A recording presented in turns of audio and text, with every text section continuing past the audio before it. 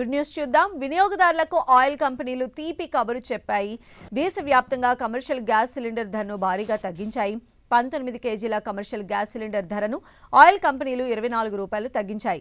ప్రతి నెల 1వ తేదీన గ్యాస్ ధరలను ఆయిల్ కంపెనీలు సవరిస్తూ ఉంటాయి. ఇవాళ కూడా ధరలను సవరించాయి. డొమెస్టిక్ గ్యాస్ సిలిండర్ ధరలో మాత్రం ఎలాంటి మార్పు లేదని ఆయిల్ కంపెనీలు తేల్చి చెప్పాయి. తగ్గిన ధరలతో నేటి నుంచి హైదరాబాద్లో ఒక కమర్షియల్ గ్యాస్ సిలిండర్ ధర 1945 రూపాయలకు, ఢిల్లీలో 1723 రూపాయలకు, ముంబైలో 1675 రూపాయలకు చేరింది. తగ్గిన ధరలు అర్ధరాత్రి నుంచి అందుబాటులోకి వచ్చేశాయి.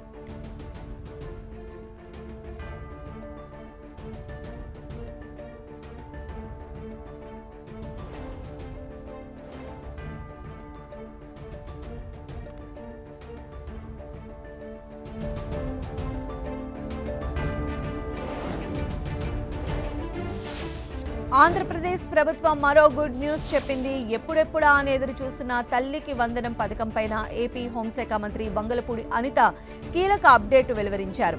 జూన్లో పాఠశాలలు ప్రారంభం కానున్న నేపథ్యంలో ఆలోపే విద్యార్థుల తల్లుల ఖాతాల్లోకి తల్లికి వందనం డబ్బులు జమ చేస్తామని మంత్రి స్పష్టం చేశారు.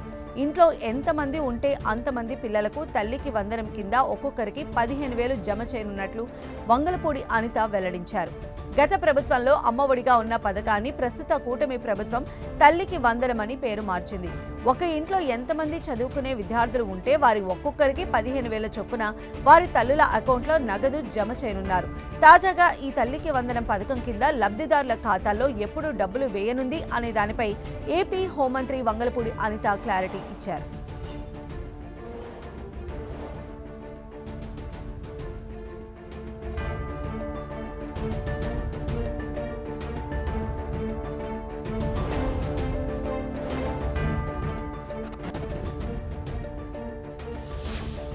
ఉద్యోగులకు మరో అవకాశం ఇచ్చే శుభవార్త చెప్పింది ఉద్యోగుల భవిష్య నిధి సంస్థ. కేంద్ర ప్రభుత్వం ప్రకటించిన ఈఎల్ఐ పథకం ద్వారా 1 నెల జీతం ఉచితంగా పొందే అవకాశం ఇచ్చింది. అందుకు కావలసిన యుఎన్ యాక్టివేషన్ గడువును ఇప్పుడు మరోసారి పొడిగించి లాస్ట్ ఛాన్స్ కల్పించింది.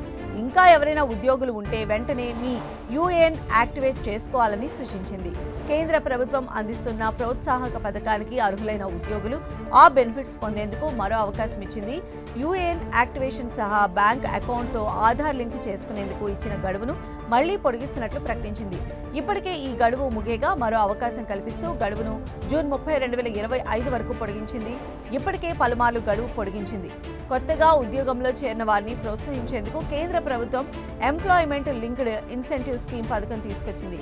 ఈ పథకం ద్వారా కొత్తగా ఉద్యోగంలో చేరిన వారికి 1 నెల రోజుల జీతాన్ని ప్రోత్సాహకంగా ఇస్తామని తెలిపింది.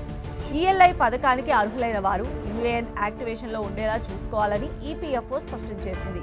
ఈ గడువును ఇప్పుడు జూన్ 30, 2025 వరకు కల్పించింది.